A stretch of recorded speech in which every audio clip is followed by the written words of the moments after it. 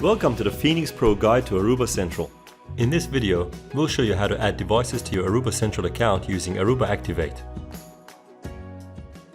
Browse to activate.arubanetworks.com and click on Request a Login.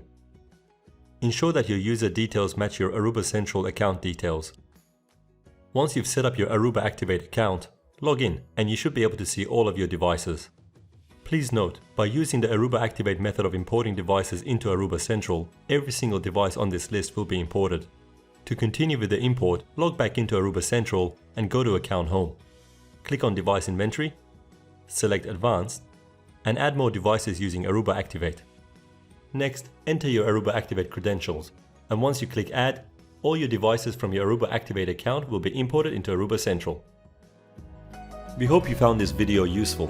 Please like, comment, subscribe and share.